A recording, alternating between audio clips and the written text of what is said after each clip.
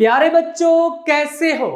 तो physics inside out platform पर मैं हूं आपका फिजिक्स टीचर और हम पढ़ रहे हैं 11th class physics new book chapter number 7 waves and vibrations. और आज के इस लेक्चर में हम चैप्टर नंबर 7 का जो आर्टिकल पढ़ने जा रहे हैं that is article number 7.6 stationery waves in air columns. तो इससे पहले कि आज के इस लेक्चर को हम स्टार्ट करें, अगर अभी तक आपने फिजिक्स इनसाइड आउट को सब्सक्राइब नहीं किया तो जल्दी से सब्सक्राइब करके बेल आइकन के बटन को क्लिक कर दें ताकि जैसे ही नेक्स्ट लेक्चर्स अपलोड हों आपको साथ के साथ नोटिफिकेशंस मिलते रहें और आप एग्जाम्स की बहुत ही अच्छे से तैयारी करके बहुत अच्छे मार्क्स ले सकें। और आज की इस वीडियो को लाइक कर दीजिए ताकि लेक्चर को पूरे मजे से स्टार्ट किया जा सके। Article number 7.6 stationery waves in air columns को स्टार्ट करने से पहले हमें स्टेशनरी वेव्स के बारे में अच्छे से मालूम होना चाहिए, क्योंकि स्टेशनरी वेव्स के बारे में जब तक हमें अच्छे से मालूम नहीं होगा हम ये नहीं पढ़ सकते कि स्टेशनरी वेव्स एयर कॉलम्स में किस तरीके से प्रोड्यूस होती हैं। तो लास्ट लेक्चर में हमने स्टेशनरी वेव्स को बहुत ही डिटेल में पढ़ा था। अगर वो वाला लेक्चर अभी तक आपने अटेंड नहीं किया तो उसका लिंक आपको डिस्क्रिप्शन में मिल जाएगा और इसके साथ साथ कमेंट सेक्शन में मिल जाएगा, वहां से आप इजीली असेस कर सकते हैं। देखो, लास्ट लेक्चर में हमने स्टेशनरी वेव्स इन स्ट्रेच स्ट्रिंग के बारे में पढ़ा था और उस लेक्चर में हमने क्या देखा था, हमने ये देखा था कि अगर ये एक स्पॉट है, एक रिजिड स्पॉट है और ये भी क्या है, एक रिजिड स्पॉट है और यहां पर इस तरीके से कुछ हमारे पास वेव ऑरिजिनेट हो रही है। मान लो कुछ इस तरीके से हमारे पास क्या हो रही है, एक वेव ऑरिजिनेट हो रही है।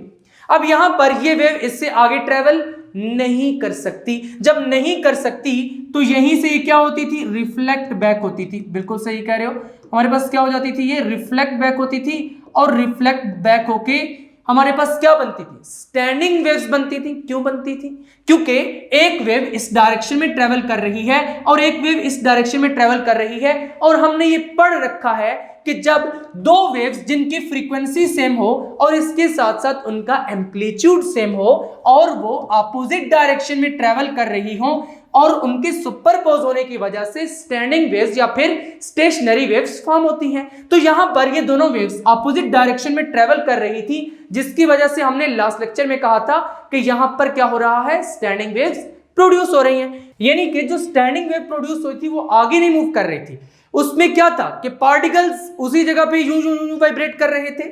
वैसे नॉर्मली क्या होता है कि क्रस्ट और ट्रफ आगे मूव करते हैं, लेकिन स्टैंडिंग वेव्स में क्या होता है कि जो एंटी नोड वाला पॉइंट होता है ना, वो इसी तरीके से यूं ऑसिलेट करता रहता है। यहां पर भी एंटी नोड वाला पॉइंट क्या करेगा, ऑसिलेट करता रहेगा। और ये जो नोड वाले पॉइंट है ना, ये बेचारे यहीं पर ही फिक्स रहते हैं, इनको हिलने की इजाजत ही नहीं होती। यानी कि यहां पर ये भी हमारे पास नोड था, ये भी क्या था, नोड, ये भी नोड, और यहां पर ये वाला एंटी नोड, यहां पर ये वाला एंटी नोड। देखो आज फिर ये वाली डायग्राम मैंने क्यों बनाई है, क्योंकि यहां से हमने थोड़ा सा कंक्लूजन निकालना है और उसी के जरिए हमने इस आर्टिकल को समझना है। देखो लास्ट लेक्चर में हमने क्या पढ़ा था कि टू कंसेक्टिव नोड्स के दरमियान कितना होता है डिस्टेंस। देखो अगर मैं ये कहता हूं, मान लो यहां पर ये एक नोड है, यहां पर ये दूसरा नोड है, ये दो कंसेक्टिव नोड्स हैं, इनके दरमियान डिस्टेंस कितना है। सर ये आपने लास्ट लेक्चर में बताया था, ये λ/2 होता है। क्यों λ/2 होता है, क्योंकि देखो यहां से यहां तक, ये लास्ट लेक्चर में हमने बहुत ही डिटेल में समझा था कि लैम्डा होता है, तो यहां तक लैम्डा का हाफ λ/2 हो जाएगा। अगर टू कंसेक्टिव नोड्स के दरमियान डिस्टेंस λ/2 होता है तो बच्चों टू कंसेक्टिव एंटी नोड्स के दरमियान डिस्टेंस कितना होगा। सर ये भी λ/2 होगा। बिल्कुल ठीक कह रहे हो, ये भी λ/2 होगा।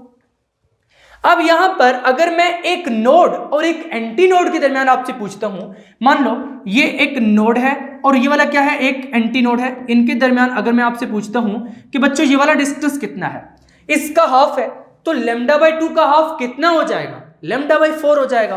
तो यहां पर मैं लिख दूंगा λ/4।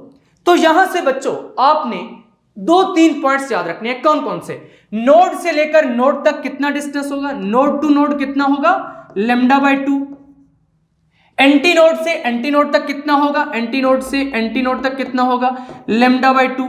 और नोड से एंटी नोड तक कितना होगा, नोड से एंटी नोड तक होगा λ/4। या फिर अगर मैं ऐसे लिखूं कि एंटी नोड से नोड तक कितना होगा तो डेट वुड बी λ/4। तो ये वाले जो 4 पॉइंट्स है ना, ये तो आपने गोल कर पी लेने हैं। किस तरीके से याद करना है? नोड से नोड तक λ/2, एंटी नोड से एंटी नोड तक λ/2, नोड से एंटी नोड तक λ/4, एंटी नोड से नोड तक λ/4। ये वाले 4 पॉइंट्स याद हो गए। ये आर्टिकल सही बात है हलवा बन जाएगा।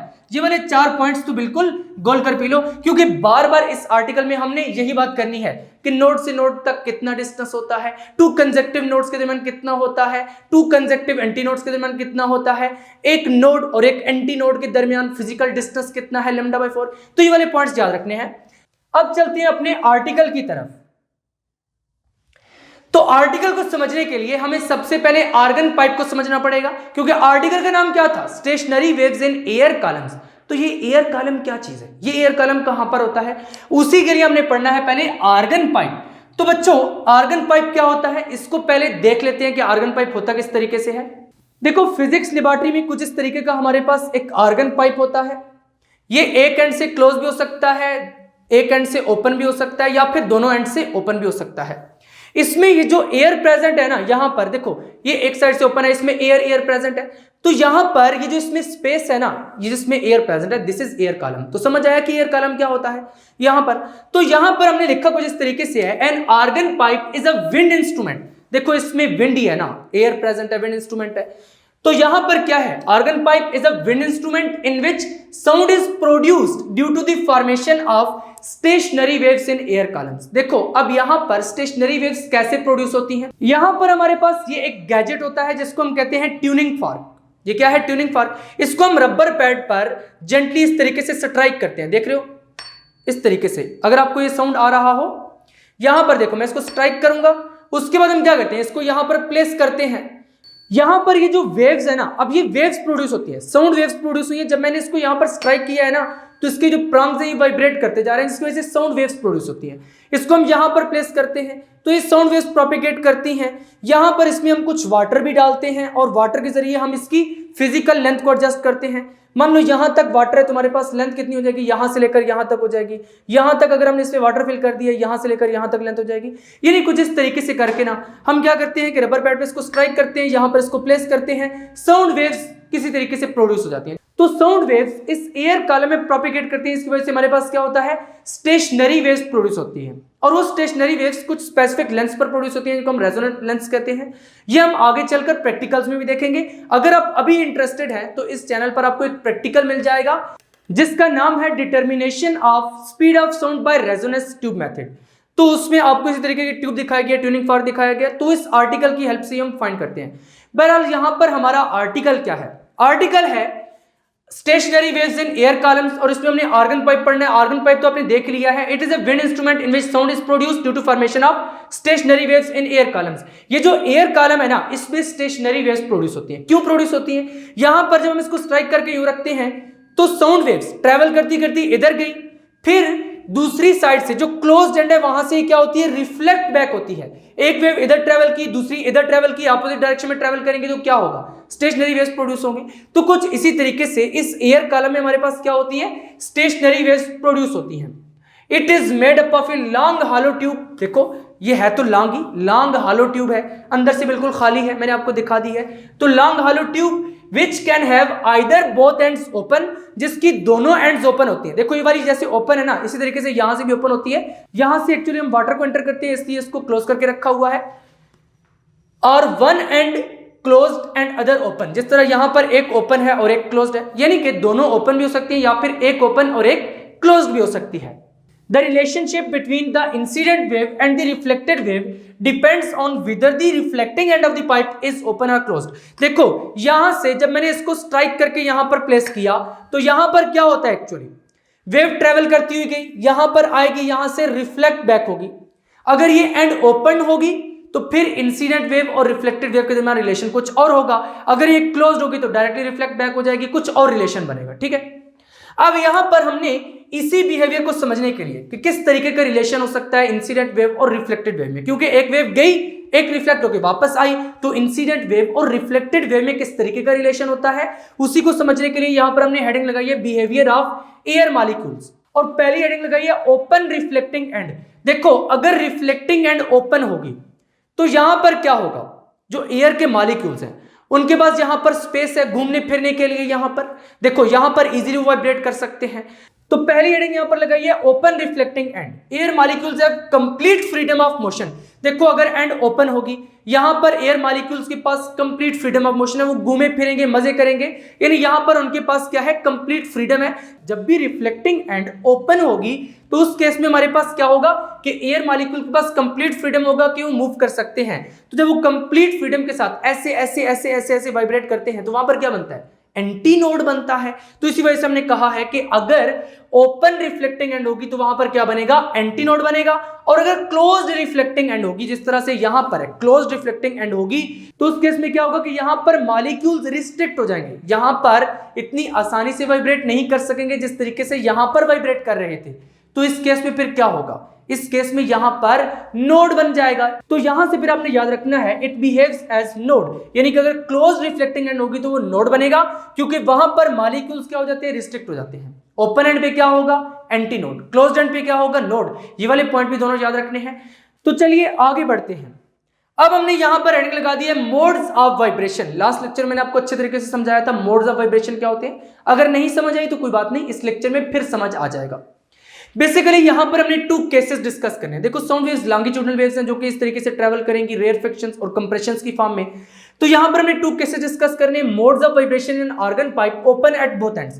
पहले हम ये कंसीडर करेंगे कि जो हमारे पास ऑर्गन पाइप है वो दोनों एंड से ओपन है। अगर दोनों एंड से ओपन है तो वहां पर मोड्स ऑफ वाइब्रेशन किस तरीके से होंगे, वहां पर जो स्टेशनरी वेव्स प्रोड्यूस हुई हैं उनमें एंटी नोड्स नोड्स किस तरीके से प्रोड्यूस हो रहे हैं। और दूसरे केस में हम डिस्कस करेंगे modes of vibration in organ pipe में क्लोज्ड एट वन एंड, यानी एक एंड से वो क्लोज्ड होगा और एक एंड से ओपन होगा। पहले केस में देखेंगे अगर दोनों एंड्स ओपन है तो किस तरीके का बिहेवियर होगा, अगर एक एंड क्लोज्ड है और एक एंड ओपन है तो फिर किस तरीके का बिहेवियर होगा, ये हम केस बी में पढ़ेंगे। तो चलिए स्टार्ट करते हैं case one.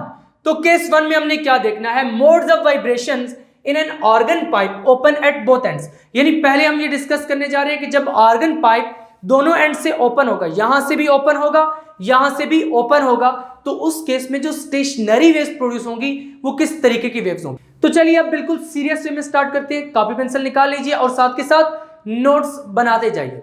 Consider an organ pipe of length L. एक इस तरीके का ऑर्गन पाइप कंसिडर कर लो जो कि दोनों एंड से ओपन है, क्योंकि हमने ओपन एंड वाला डिस्कस करना है। और इसकी लेंथ कितनी है, यहां से लेकर यहां तक जो लेंथ है डेट इज एल। इसको आपने इसी तरीके से नोट्स में भी बनाना है और इस तरीके से ऊपर एल मार्क भी करना है।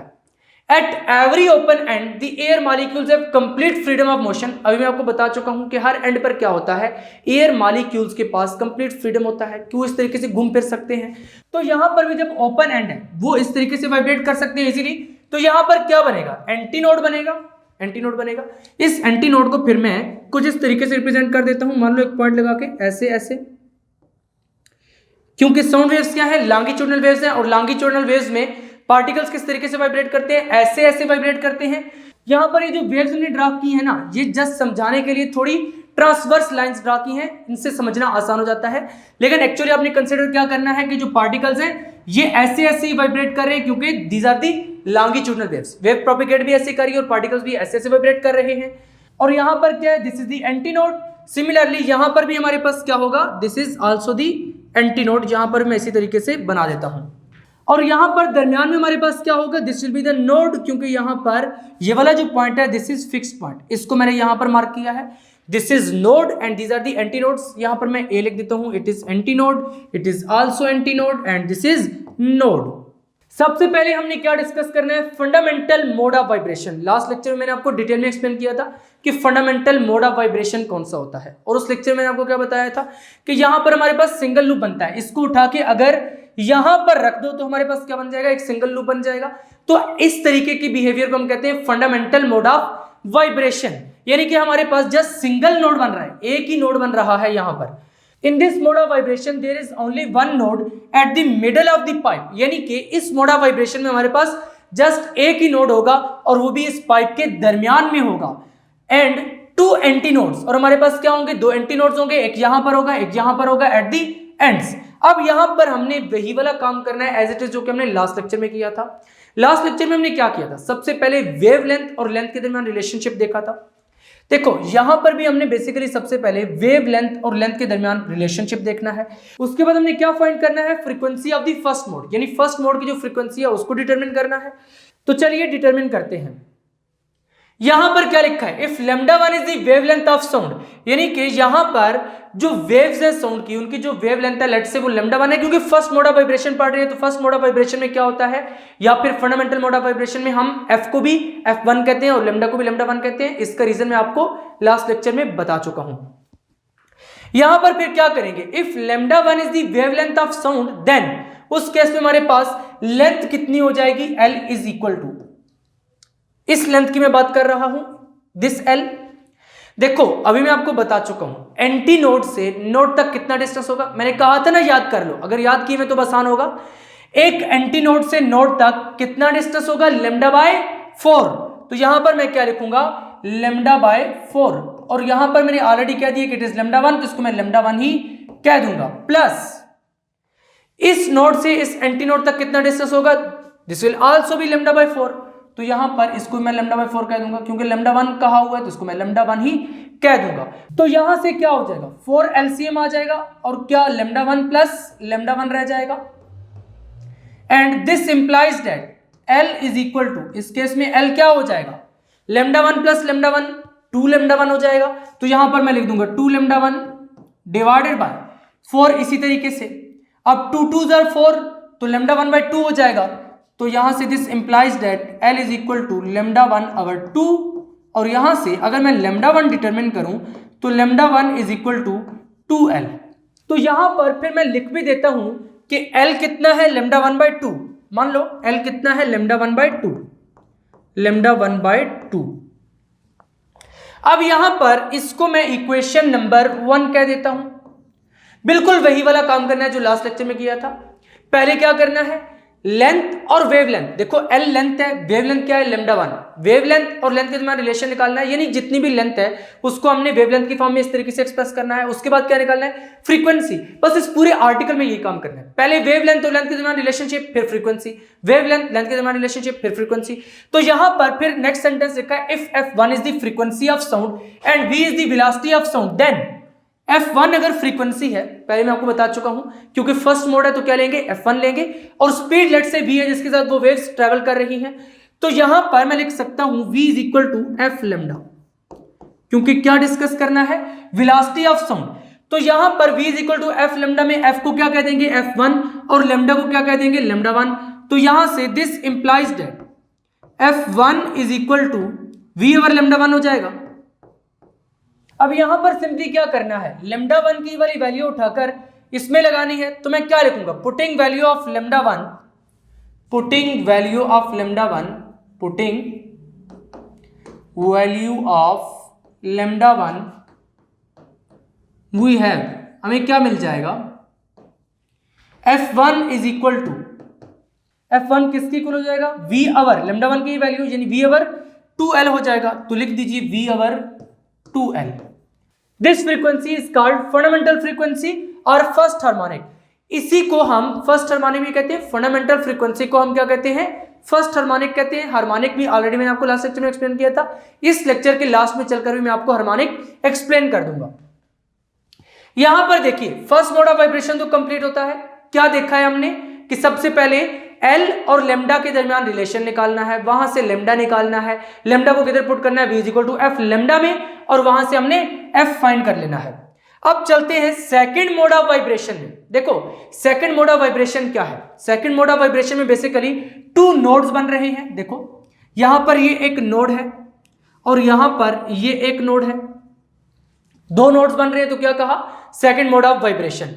यहां पर दिस इज एंटी नोड, देखो यहां पर ये एंटी नोड होता है, ऑलरेडी मैं आपको बता चुका हूं, this is anti node, this is also anti node, और इसमें हमारे पास दरमियान में भी तो एक एंटी नोड है यहां पर भी।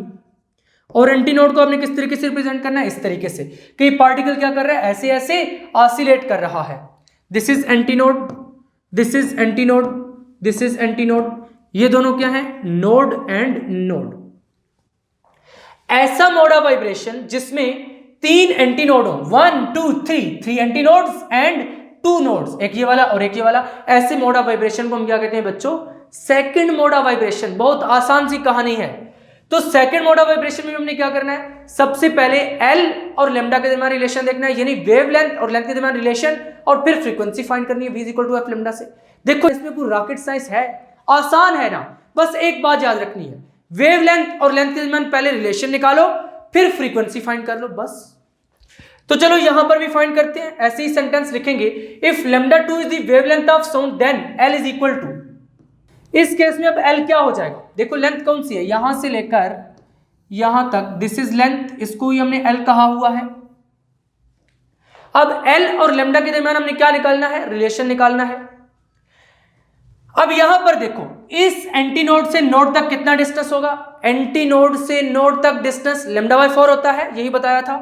तो यहां पर पहले क्या लिखोगे, लेमडा बाय 4, और हमने क्या कहा हुआ है कि लेमडा 2, तो यहां पर लेमडा 2 लिख दो प्लस। अब इस नोड से इस एंटी नोड के दरमियान कितना होगा, लेमडा बाय 4 होगा, तो लिखते जाओ ऐसे ही, लेमडा बाय 4, इसको मैं क्या लिखूंगा, लेमडा 2 प्लस, प्लस क्या हो जाएगा, इस एंटी नोड से इस नोड तक कितना होगा, लेमडा बाय 4 होगा, लेमडा 2 लिखते जाओ प्लस, इस नोड से इस एंटी नोड तक कितना होगा, लेमडा बाय 4 होगा, तो यहां पर भी क्या लिखोगे, लेमडा 2 बाय 4। अब देखो इन दोनों को मिलाकर हम लेमडा 2/2 भी लिख सकते हैं, कैसे, जहां पर नोड से नोड तक अगर मेजर करेंगे ना, तो वो कितना होगा, नोड से नोड तक लेमडा बाय 2, तो यानी इस पोर्शन के लिए हम लेमडा बाय 2 भी लिख सकते हैं, लेकिन अगर सेपरेट करके लिखेंगे तो थोड़ा बेहतर रहेगा।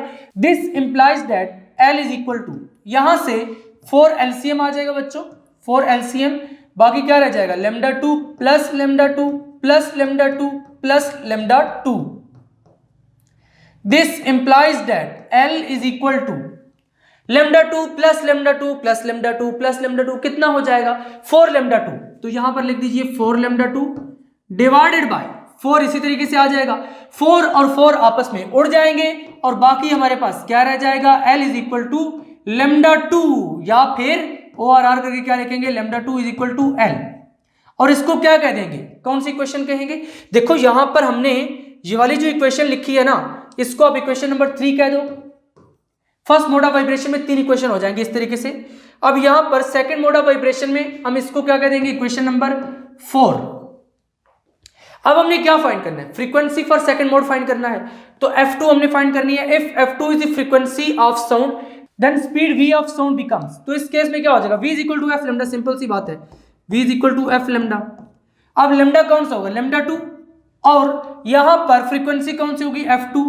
This implies that F2 is equal to, F2 क्या हो जाएगा, F2 is equal to v over lambda 2 हो जाएगा, तो यहां पर लिख दीजिए v ओवर लेमडा 2।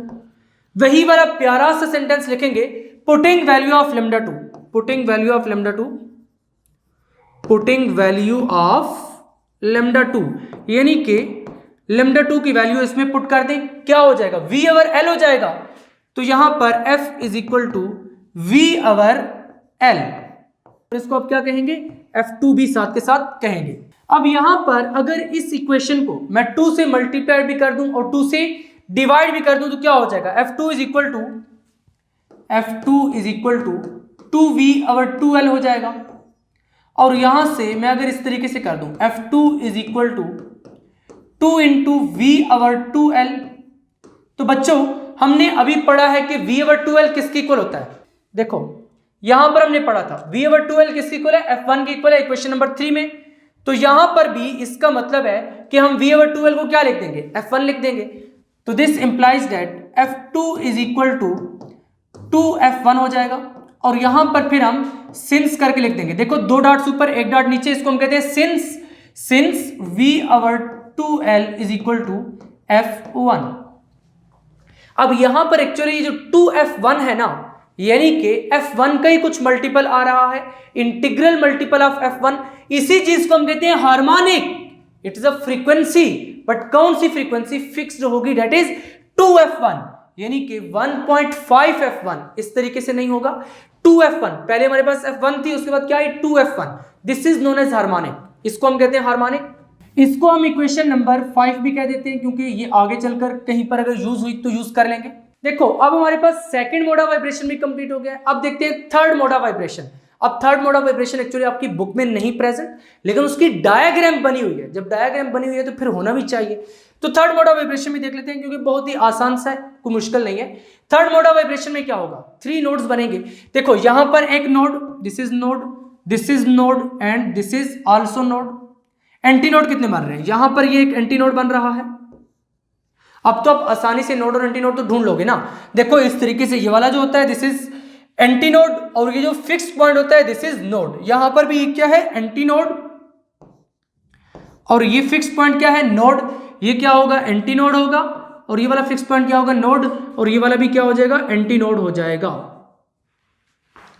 यहां पर this is anti node, this is anti node, this is anti node, this is anti node, node, node and node. Total length यहां पर भी कितनी रहेगी बच्चों, टोटल लेंथ यहां पर भी एल ही रहेगी, टोटल लेंथ यहां भी एल ही रहेगी। In this mode of vibration there are 3 nodes, 1 2 3। तो कितने नोड्स हैं, 3 नोड्स हैं, and 4 anti nodes, 1 2 3 4, 4 anti nodes हो गए। इसमें भी वही काम करना है कि एल और लेमडा के दरमियान पहले रिलेशन लिखना है और फिर फ्रीक्वेंसी फाइंड करनी है, बिल्कुल उसी मेथड से।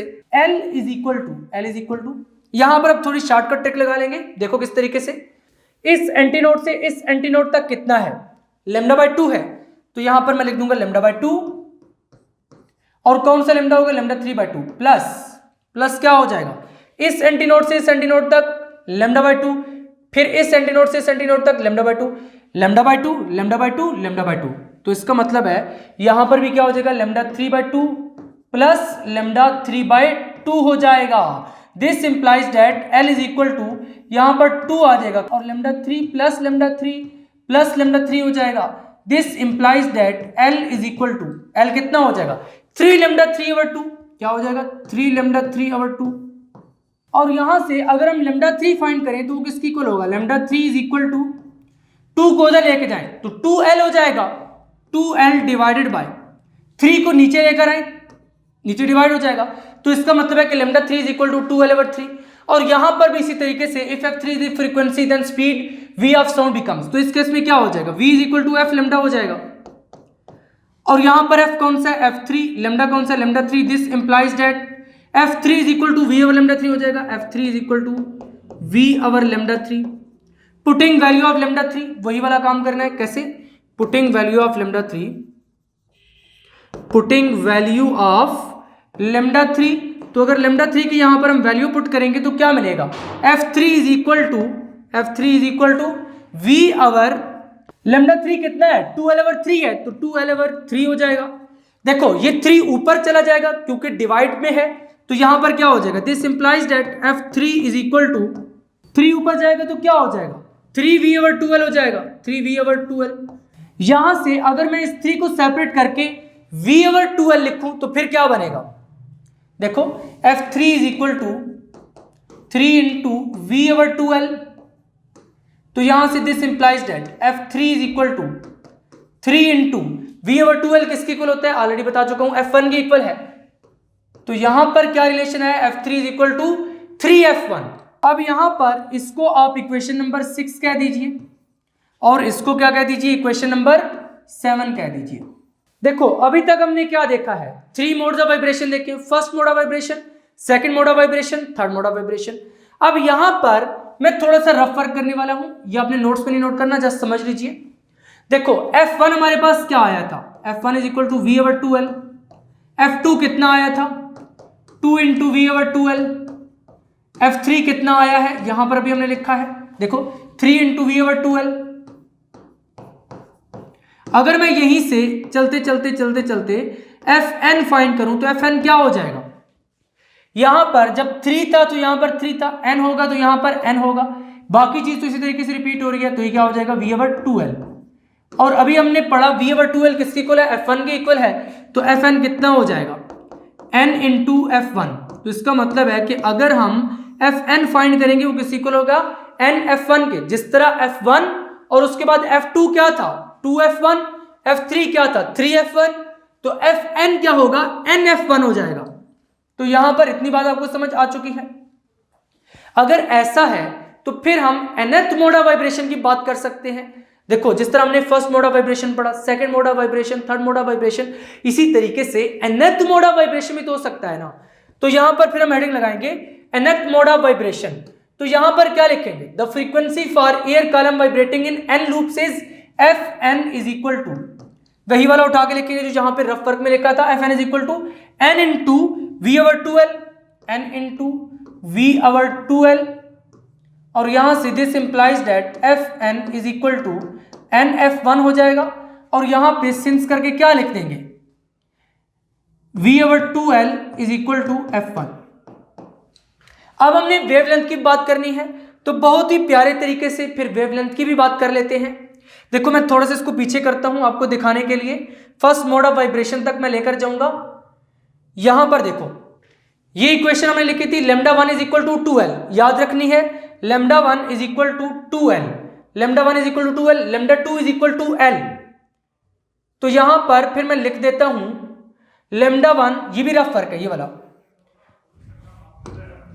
Lambda 1 is equal to 2l, lambda 2 is equal to l, और लैम्डा 3 हमारे पास क्या आ रहा था, लैम्डा 3 भी अभी हमने यहां पर फाइंड किया था जो कि 2l ओवर 3 आ रहा था, तो इसको मैं लिख देता हूं 2l ओवर 3।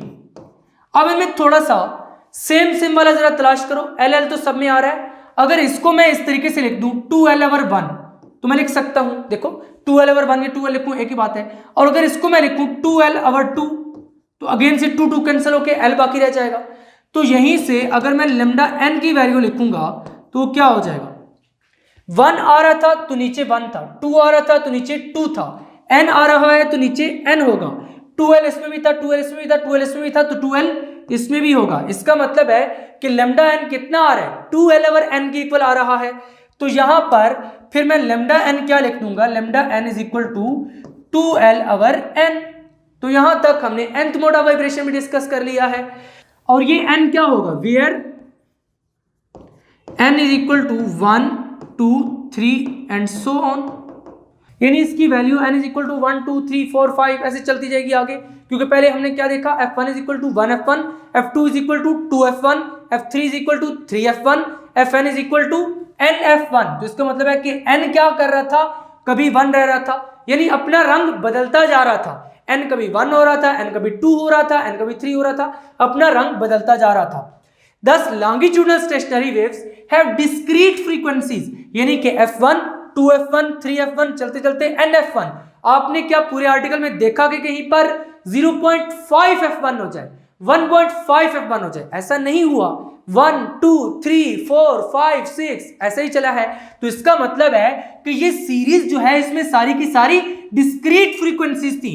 तो ऐसी सीरीज जिसमें सारी की सारी डिस्क्रीट फ्रीक्वेंसीज हो उसको बच्चों हम कहते हैं हार्मोनिक सीरीज। क्या कहते हैं, harmonic series. Where f1 is the fundamental frequency, already हम कह चुके हैं कि f1 क्या है, इट इज फंडामेंटल फ्रीक्वेंसी, और बाकी जो f2 f3 f4 f5 f6 आगे चलती जाएंगी fn तक, ये सारी की सारी क्या कहलाएंगी, हार्मोनिक्स। मैंने कहा था ना कि मैं आर्टिकल के लास्ट में जाकर आपको बताऊंगा कि हार्मोनिक क्या होता है।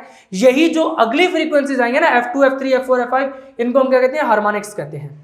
तो यहां तक फिर हमारा केस 1 मुकम्मल हो चुका है कि अगर आर्गन पाइप बोथ एंड से ओपन होगा तो उस केस में मोड्स ऑफ वाइब्रेशन किस तरीके के होंगे। अब हमने देखना है कि अगर हमारी आर्गन पाइप में एक एंड क्लोज्ड होगी और एक एंड ओपन होगी तो उस केस में किस तरीके के मोड्स ऑफ वाइब्रेशन होंगे। तो केस 2 की हेडिंग लगाई है modes of vibration in an organ pipe closed at one end, यानी अगर ऐसा आर्गन पाइप होगा जो एक साइड से क्लोज्ड होगा तो उस केस में मोड्स ऑफ वाइब्रेशन किस तरीके के होंगे। तो यहां पर क्या कंसीडर किया है, consider pipe of length L, कहता है कि एक पाइप कंसीडर कर लीजिए जिसकी लेंथ कितनी है L। पहले दोनों साइड से ओपन था, उसको भूल जाओ, बस वो समझ आ गया ना, दैट्स इट, खत्म। अब नई कहानी स्टार्ट होने वाली है। अब क्या है, एक साइड से क्लोज्ड है, the closed end behaves as a node. मैं आपको लेक्चर के स्टार्ट में बता चुका हूं कि क्लोज्ड एंड क्या होगी, नोड बन जाएगी। तो यहां पर दिस इज नोड, इसको मैं N लिख दूंगा, और जो ओपन एंड है वो क्या बनेगी, एंटी नोड बनेगी। तो यहां पर मैं इसको क्या कह दूंगा, एंटी नोड कह दूंगा। अब यहां पर भी हमने उसी तरीके से डिस्कस करना है। सबसे पहले fundamental mode of vibration discuss करेंगे, फिर सेकंड, फिर थर्ड, फिर nth, फिर हमारा आर्टिकल यहीं पे खत्म हो जाएगा। और ये बहुत ही इंपॉर्टेंट लॉन्ग क्वेश्चन है, तो इसको आपने अच्छे तरीके से समझना है, तैयार भी करना है। देखो फंडामेंटल मोड ऑफ वाइब्रेशन है तो क्या होगा, एक नोड होगा हमारे पास, एक नोड बन गया यहाँ पर। In this mode of vibration there is one node and one anti node, इसमें जस्ट एक ही एंटी नोड है और एक ही नोड है। अब यहाँ पर भी वही वाली स्टोरी दोबारा से रिवाइज होगी कि सबसे पहले लेंथ और वेवलेंथ के दरमियान रिलेशन निकालना है, उसके बाद फ्रीक्वेंसी फाइंड करनी है। तो चलो स्टार्ट करते हैं। यहाँ पर क्या लिखा है, if lambda 1 is the wavelength of fundamental mode, अगर लैम्डा 1 वेवलेंथ है then length of pipe is, तो L किसकी इक्वल हो जाएगा, यहां से जरा बताना L किसके इक्वल होगा, एंटी नोड और नोड के दरमियान डिस्टेंस कितना होता है, लेक्चर के स्टार्ट में बताया था, एंटी नोड से नोड तक कितना डिस्टेंस होगा, λ/4 होगा। तो यहां पर लिख दो ना λ/4, तो यहां पर हमने λ1 कहा है तो इसको λ1 कह दीजिए। यहां से अगर λ1 को निकालेंगे तो λ1 इज इक्वल टू 4L हो जाएगा। The speed v of sound is given as, वही वाली कहानी, v is equal to f lambda. Speed of sound जब भी निकालनी पड़ जाए ना तो रिलेशन यही यूज होगा, v is equal to f lambda. जो अभी का आपका सिलेबस है इसमें जो चैप्टर है आपका उसमें यही वाला रिलेशन यूज होगा, v is equal to f lambda. तो यहां पर क्योंकि मैं फंडामेंटल मोड की बात कर रहा हूं तो f1 लिख दूंगा और लैम्डा हमारे पास क्या है λ1। तो यहां से अगर मैं f1 को फाइंड करूंगा तो मेरे पास क्या आएगा, f1 is equal to v over λ1 हो जाएगा, v ओवर λ1। तो मैं क्या लिखूंगा, putting value of λ1, putting value of λ1 क्या लिखूंगा, पुटिंग वैल्यू ऑफ λ1। अगर λ1 की वैल्यू पुट करोगे तो क्या मिलेगा, f1 is equal to v over 4l, f1 is equal to v over 4l। तो ये जो फ्रीक्वेंसी निकल कर आई है इसको हम क्या कहते हैं, फंडामेंटल फ्रीक्वेंसी। जिस तरह पहले केस में हमने कहा था ना कि ये फंडामेंटल फ्रीक्वेंसी है f1, इसी तरीके से यहां पर v ओवर 4l क्या है, it is the fundamental frequency. तो बच्चों इसको हम डायग्राम पर भी यूजुअली मार्क कर देते हैं। L को क्या कर देंगे, λ1 over 4, L is equal to λ1 over 4। और इसके साथ साथ क्या करेंगे, ये जो फ्रीक्वेंसी है f1 उसको v ओवर 4l मार्क कर देंगे। यहां पर लिख दो f1 is equal to v over 4l। यहां तक अब आपको फंडामेंटल मोड ऑफ वाइब्रेशन समझ आ चुका है। अब चलते हैं सेकंड मोड ऑफ वाइब्रेशन की तरफ। सेकंड मोड ऑफ वाइब्रेशन में हमारे पास क्या होगा, इसमें 2 नोड्स होंगे। देखो एक नोड यहां पर बन रहा है और एक क्लोज्ड एंड पर तो हमेशा बनना ही क्या है, नोड। ओपन एंड पे हमेशा एंटी नोड बनेगा। जैसे यहां पर हमारे पास क्या बन रहा है, एंटी नोड बन रहा है, और क्लोज्ड एंड पे हमारे पास हमेशा क्या बनेगा, नोड बनेगा। ओपन एंड पे एंटी नोड, क्लोज एंड पे नोड। तो यहां पर भी हमारे पास क्या बन रहा है, एंटी नोड बन रहा है। इसको एंटी नोड मार्क कर दीजिए। इसका मतलब है this is anti node, this is anti node, this is node and this is also node. और टोटल लेंथ कितनी थी पाइप की हमारे पास, दैट वाज L, तो इसको हम L कह देंगे। Second mode of vibration contains 2 nodes and 2 anti nodes. यहां पर हमारे पास 2 नोड्स हैं और 2 एंटी नोड्स हैं। तो इसी तरीके से दोबारा से हम लैम्डा फाइंड करेंगे, फिर f फाइंड करेंगे। तो यहां पर फिर हमने कह दिया if λ3 is the wavelength then length of pipe is L is equal to. अब आप कहेंगे सर पहले तो आप सेकंड मोड ऑफ वाइब्रेशन में λ2 कहते थे, यहां पर आपने λ3 क्यों कह दिया, तो इसका रीजन मैं आपको लैम्डा फाइंड करने के बाद ही बताऊंगा। देखो यहां पर अब L किसकी इक्वल हो जाएगा, अगर यहां पर देखा जाए तो इस एंटी नोड और इस नोड के दरमियान कितना बनेगा, λ/4। तो यहां पर क्या लिखेंगे, λ/4 और इसको मैं क्या कह दूंगा, λ3 प्लस यहां पर अगर अब आप चाहें तो नोड से एंटी नोड तक λ/4 भी लिख सकते हैं या फिर डायरेक्ट भी लिख सकते हैं। नोड से नोड तक कितना हो जाएगा, λ/2 हो जाएगा। तो डायरेक्टली λ/2 लिख दो और इसको क्या कह दोगे, λ3/2। तो यहां से this implies that L is equal to, LCM क्या आएगा, 4 आएगा। देखो एलसीएम तो लेना आता है ना, काफी आसान है। λ3 प्लस यहां पर क्या आएगा, देखो 4 एलसीएम है तो 2 2 4, 2 पर मल्टीप्लाई हो जाएगा तो 2 λ3 आएगा। यहां से this implies that L is equal to 3 λ3 हो जाएगा, 3 λ3 ओवर 4। और यहां से अगर मैं λ3 फाइंड करूं तो ये किसके इक्वल आएगा, λ3 इज इक्वल टू 4L/3 आ जाएगा, 4L/3 आएगा। देखो बच्चों जब हम पहले बात करते थे, जब दोनों एंड से हमारा ऑर्गन पाइप ओपन था तो उस केस में λ2 की वैल्यू हमारे पास क्या आती थी, 2L/2। λ2L आ रहा था, हमने क्या लिखा, 2L/2। वहां पर नीचे 2 आ रहा था तो हमने λ2 लिखा था। यहां पर क्योंकि हमारे पास नीचे 3 आ रहा है तो हम क्या लिखेंगे, λ3। यानी इसमें λ2 वाला सीन होगा ही नहीं, यहां पर डायरेक्टली हमारे पास क्या होगा, 3 आएगा। अब सिमिलरली उसी तरीके से हमने स्पीड v फाइंड करनी है तो क्या लिखेंगे, v is equal to f lambda. यहां पर फ्रीक्वेंसी कौन सी होगी, देखो लेमडा 3 है तो फ्रीक्वेंसी भी f3 हो जाएगी, f3 लेमडा 3। तो यहां से this implies that f3 is equal to v over lambda 3 हो जाएगा, तो लिख दो v ओवर लेमडा 3। यहां पर पुटिंग वैल्यू ऑफ लेमडा 3 क्या लिखोगे, पुटिंग वैल्यू ऑफ लेमडा 3। तो यहां पर जब लेमडा 3 की वैल्यू पुट करेंगे तो f3 हमारे पास क्या निकल कर आएगा, f3 is equal to v over 4l/3 हो जाएगा। अब यहां पर क्या होगा, ये 3 ऊपर चला जाएगा तो क्या बनेगा 3v ओवर 4l। तो यहां पर लिख देते हैं f3 is equal to 3v over 4l। यहां से अगर मैं 3 को सेपरेट लिखूं तो क्या लिखूंगा, this implies that f3 is equal to 3 into v over 4l हो जाएगा। देखो अभी हम देख चुके हैं कि v ओवर 4l किसके इक्वल है, f1 के इक्वल है। तो यहां पर this implies that f3 is equal to 3f1 हो जाएगा। और यहां पर सिंस करके क्या लिख देंगे, v over 4l is equal to f1। और इसी को हम क्या कहते हैं, सेकंड हार्मोनिक, क्योंकि यहां पर जो सेकंड मोड ऑफ वाइब्रेशन है उसमें फ्रीक्वेंसी कौन सी आ रही है, f3। अभी मैं आपको बता चुका हूं कि f2 फ्रीक्वेंसी यहां पर नहीं आ सकती और ना ही लेमडा 2 वेवलेंथ यहां पर आ सकती है। तो यहां पर फिर जो f3 is equal to 3f1 है इसको हम क्या कहेंगे, सेकंड हार्मोनिक कहेंगे।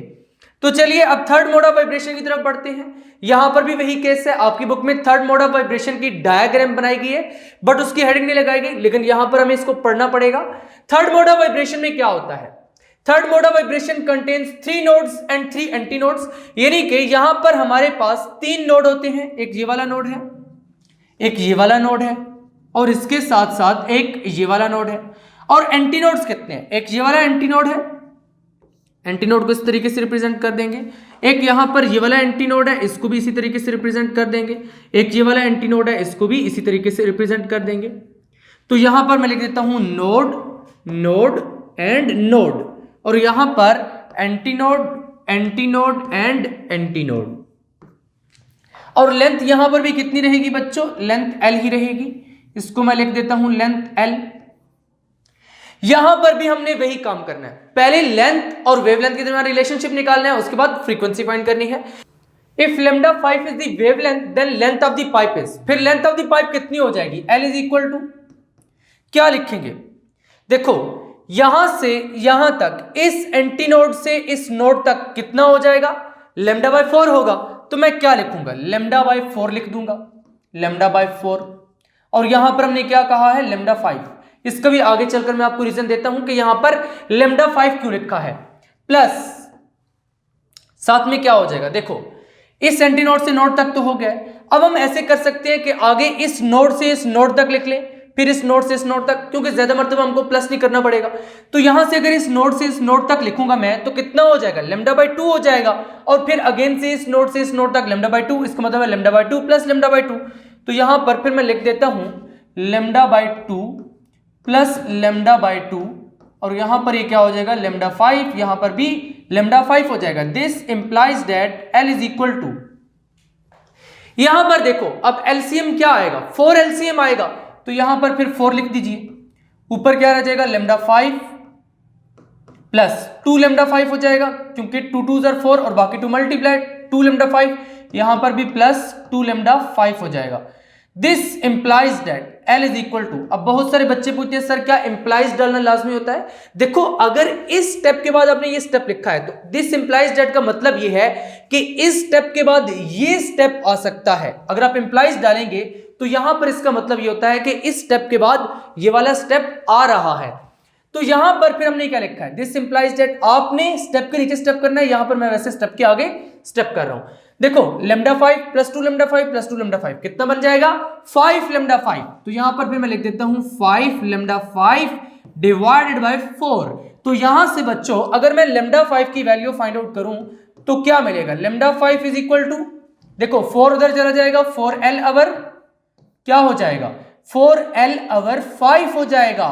और पहले क्या आया था, 4l बाय 3 आया था, तो उस 3 की वजह से हमने क्या लिखा था, लेमडा 3 लिखा था। यहां पर क्योंकि हमारे पास 5 आया है तो हम क्या लिखेंगे, लेमडा 5 लिखेंगे। अगर 4 आता तो 4 लिखते, लेकिन 4 नहीं आ सकता ना, 2 भी नहीं आया, 4 भी नहीं आया, यहां पर 5 आया, तो हमने क्या लिखा है, लैम्डा 5 लिखा है। बिल्कुल उसी तरीके से आगे करना है। Speed v of the sound, क्या रिलेशन होगा, v is equal to F lambda, और यहां पर f कौन सी होगी, f5 हो जाएगा, क्योंकि जब लैम्डा 5 है तो f5 हो जाएगा, और यहां पर लैम्डा भी कौन सा हो जाएगा, 5 हो जाएगा। यहां से हमने क्या निकालना होता है, फ्रीक्वेंसी, तो यहां पर मैं क्या लिखूंगा, f5 is equal to, this implies that f5 is equal to क्या हो जाएगा, v ओवर लैम्डा 5 हो जाएगा, v ओवर लैम्डा 5। अब यहां पर आपने क्या करना है, लैम्डा 5 की वैल्यू पुट करनी है, जो कि हमने यहां पर निकाली है, तो क्या लिखूंगा मैं, putting value of lambda 5, putting value of lambda 5। तो यहां पर फिर लैम्डा 5 की वैल्यू उठाकर लगा देते हैं। देखो लैम्डा 5 क्या है, 4l ओवर 5, तो मैं क्या लिखूंगा, f5 is equal to v over, f5 is equal to v over क्या हो जाएगा, 4l ओवर 5, तो यहां पर लिख दीजिए 4l over 5। This implies that f5 is equal to, ये 5 ऊपर जाएगा तो 5v ओवर 4l हो जाएगा। यहां से अब अगर मैं 5 को सेपरेट लिख के बाकी को ब्रैकेट में लिखूं, तो f5 is equal to 5 into v over 4l हो जाएगा, ये हमारे पास बन जाएगा। अब v ओवर 4l किसके इक्वल है, f1 के इक्वल है, तो यहां पर this implies that f5 is equal to 5f1 हो जाएगा, और यहां पर मैं क्या लिख दूंगा, since v over 4l is equal to f1, और ये क्या हो जाएगा, थर्ड हार्मोनिक। जिस तरह f3 is equal to 3f1 आया था, वो क्या था, सेकेंड हार्मोनिक। यहां पर f5 is equal to 5f1 में क्या हो जाएगा, थर्ड हार्मोनिक। देखो बच्चों, यहां पर f2 नहीं आया, यहां पर f4 नहीं आया, इसका मतलब है कि इवन वाला कुछ भी सीन नहीं होगा, सारा आड ही आएगा, f1 आया, f3 आया, f5 आया। तो यहां पर फिर आगे मैं कह सकता हूं कि इसके बाद f7 आएगा, इसके बाद f9 आएगा, यानी कि सारा सिस्टम आड में ही चलेगा। अब अगर मैं यहां से nth मोड ऑफ वाइब्रेशन की बात करूं तो कैसे लिखूंगा, थोड़ा सा रफ वर्क करते हैं। देखो हमारे पास जो f1 की वैल्यू निकल कर आई वो क्या थी, f1 is equal to v over 4l, यही निकल कर आया था, आप पीछे देख भी सकते हैं। उसके बाद f2 तो था ही नहीं, f3 था, तो f3 की क्या वैल्यू थी, f3 is equal to 3 into v over 4l था। उसके बाद हमने क्या देखा, f5, तो f5 किसकी इक्वल है, यहां पर हम लिखा है 5 into v over 4l, 5 into v over 4l था। और यहां से अगर मैं इसी सीरीज को आगे चलाऊं तो मेरे पास क्या हो जाएगा, fn इज इक्वल टू 5 था तो यहां पर 5 था, n होगा तो यहां पर n होगा, into v over 4l repeat हो रहा है तो v ओवर 4l इसी तरीके से लिख दीजिए। यहां पर फिर क्या हो जाएगा, fn is equal to nf1, क्योंकि हमारे पास ये क्या आ रहा है, v ओवर 4l, तो v ओवर 4l किसकी इक्वल होता है, f1 के। ये सारी कैलकुलेशंस किसकी हैं, अगर पाइप एक साइड से क्लोज्ड होगा और एक साइड से ओपन होगा, जब पाइप एक साइड से ओपन होगा और एक साइड से क्लोज्ड होगा तो हमारे पास जितने भी हार्मोनिक्स आएंगे वो इसी तरीके से आएंगे, 1 3 5 7, यानी कि सब कुछ आड़ आड़ चलेगा। तो अब फिर मैं nth मोड ऑफ वाइब्रेशन की बात भी तो कर सकता हूं, क्योंकि मेरे पास fn आ चुकी है। तो यहां पर फिर मैं क्या हेडिंग लगाऊंगा, nth mode of vibration, the frequency for air column vibrating in n loops. अगर एयर कॉलम n लूप से वाइब्रेट कर रहा है तो यहां पर fn किसकी इक्वल हो जाएगा, अभी हमने पढ़ा है fn is equal to n into v over 4l, यही लिखेंगे, n into v over 4l हो जाएगा। This implies that fn is equal to nf1 हो जाएगा, और यहां पर सिंस करके क्या लिख देंगे, v over 4l is equal to f1। यहां तक आपको समझ आ चुका है। अब हमने वेवलेंथ लिखनी है। देखो हमने पहले लैम्डा 1 लिखा, फिर लैम्डा 3 लिखा, लैम्डा 5 लिखा, तो थोड़ा सा रफ वर्क करते हैं। यहां पर अगर आपको लैम्डा 1 की वैल्यू याद हो तो वो क्या थी, मैं थोड़ा पीछे लेकर जाता हूं, आपको लैम्डा 1 की वैल्यू दोबारा से दिखा देता हूं। देखो लैम्डा 1 कितना है, 4l है, lambda 1 is equal to 4l, lambda 3 is equal to 4l by 3। तो यहां पर फिर हम रफ साइड पर यही बात लिख देते हैं, किस तरीके से, lambda 1 is equal to 4l, और इसके साथ साथ lambda 3 is equal to 4l over 3।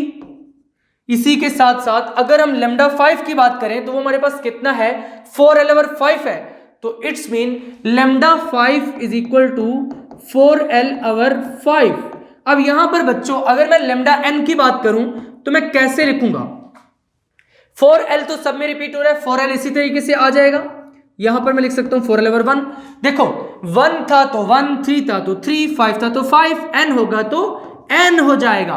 तो इसका मतलब है कि लेमडा n किसके इक्वल आ रहा है, 4l over n के। तो यहां पर फिर मैं क्या लिखूंगा, and wavelength is lambda n is equal to 4l over n। तो यहां पर हमने nth मोड की फ्रीक्वेंसी भी डिस्कस कर लिया और इसके साथ साथ वेव लेंथ भी डिस्कस कर ली है। और यहां पर फिर मैं क्या लिख दूंगा, where n is equal to, अब यहां पर n की वैल्यूज क्या आ रही थी, देखो 1, 3, 5 ऑर्डर सारी चल रही थी। तो यहां पर मैं क्या लिखूंगा, where n is equal to 1, 3, 5, उसके बाद आगे ऐसे चलता जाएगा, यानी कि 7, 9, 11, 13, 15 सारे के सारे 8 नंबर्स चलते जाएंगे। तो यहां तक आपका जो दूसरे वाला केस है, इसमें हमने ये देखा कि अगर आर्गन पाइप एक साइड से क्लोज्ड हो और एक साइड से ओपन हो तो उस वक्त मोड्स ऑफ वाइब्रेशन किस तरीके के होंगे, वो इस तरीके के होंगे जो कि हमने पढ़ लिए हैं। यहां पर फिर फाइनल कंक्लूजन की हेडिंग लगाएंगे। फाइनल कंक्लूजन की हेडिंग लगाकर हमने कंक्लूड कर देना है कि कौन से वाला केस हमें थोड़ा पसंद आया है, केस 1 पसंद आया या केस 2।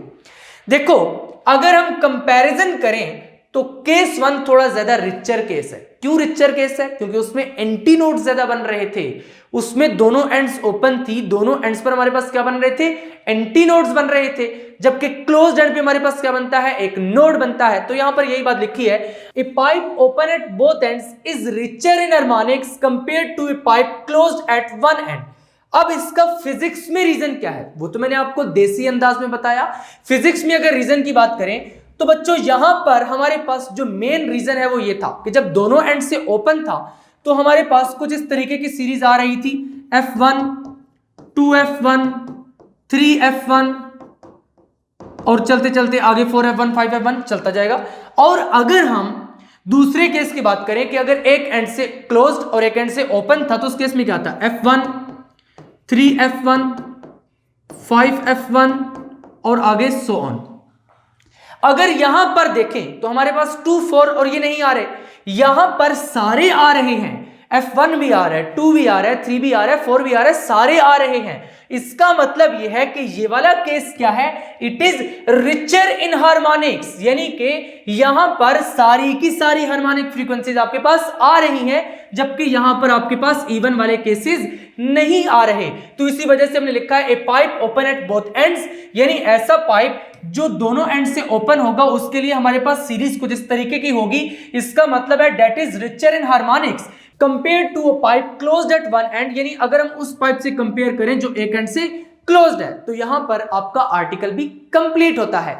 तो आज के लेक्चर में हमने क्या क्या पढ़ा है, stationery waves in an air column, और एयर कॉलम कहां पर था, आर्गन पाइप में। तो हमने आर्गन पाइप को डिटेल में डिस्कस। उसके बाद हमने ये देखा कि अगर आर्गन पाइप दोनों एंड से ओपन हो तो उस केस में मोड्स ऑफ वाइब्रेशन किस तरीके के होंगे, और अगर आर्गन पाइप एक एंड से क्लोज्ड और एक एंड से ओपन हो तो उस केस में किस तरीके के मोड्स ऑफ वाइब्रेशंस होंगे।